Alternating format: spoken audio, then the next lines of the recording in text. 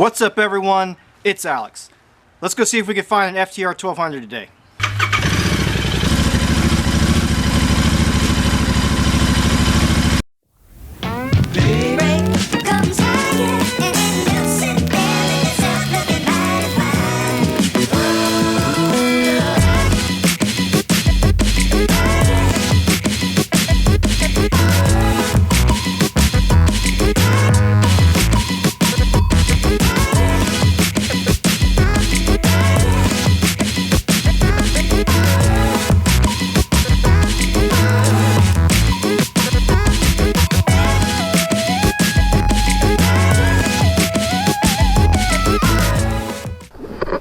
Alright, first stop, see what we find. Okay guys, so we did it. Success. We got our hands on an FTR 1200 and we got to ride it.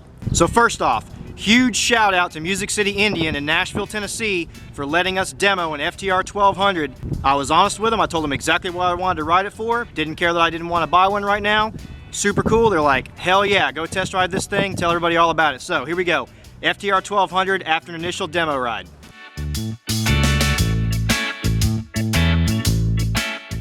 So first I'm going to start this thing up and let you hear it because I think it actually sounds pretty cool for a stock bike.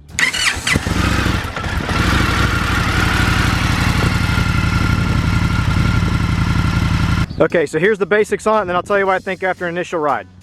So we've got a 1200-ish cc liquid cooled V-twin in a tube trellis style frame.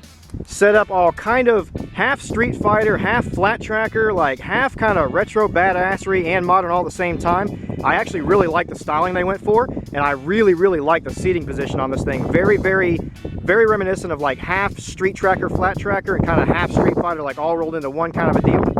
And just to clarify, this is the base model, by the way. If you guys want to, they will let me ride a fancier one, but I just wanted to start with a base model. We've got dual Brembo brakes on the front, dual disc Brembo brakes on the front, single disc Brembo on the rear. You guys can see the telltale clickers here, ABS.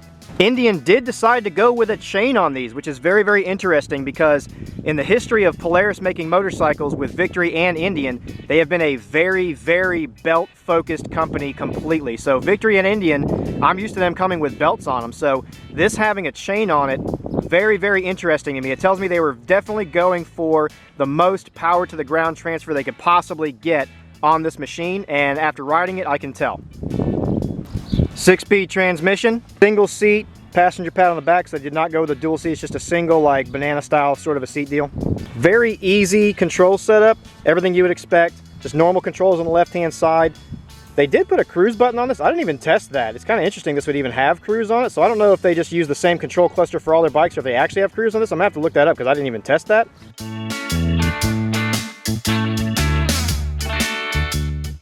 Right side super clean. You basically just have kill switch, and then all of your gauge functions are cycled through on the one trigger.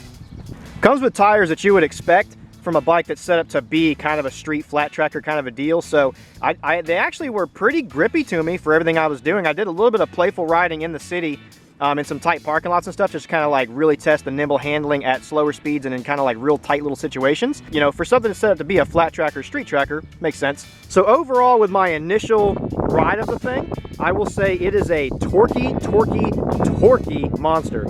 The engine is very torquey and playful.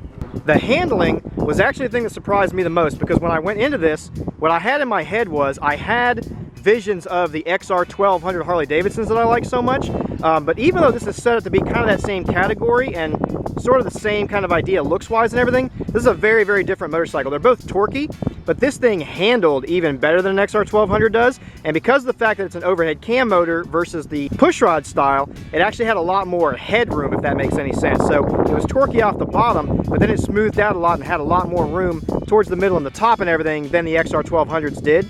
And I really liked the light, very nimble, very flickable handling of this motorcycle. It was much lighter and handled much better, even in low speed situations. Like I took it to a very curvy little like parking lot that's got a lot of this going on at slow speeds to see what the low speed handling would be, because any motorcycle can handle good at higher speeds, but low speed handling is a tough thing for a lot of bikes, especially when they start getting sportier. This motorcycle handled incredibly well, higher speed and lower speed. I had no complaints in the handling department. The only thing I would complain slightly about, and this is personal preference, is, and this bike doesn't have very many miles on it, so this could smooth out a lot of braking too, but the transmission was a little on the clunky side. Now, I got used to that with Victories. I have been used to that with other Indians before, so to me, it's not a massive thing.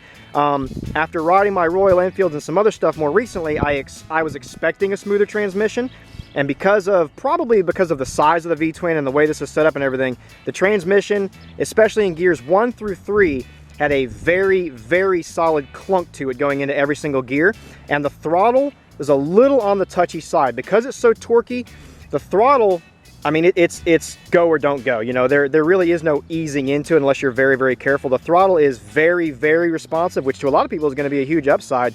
I would have preferred a little bit more throttle smoothness.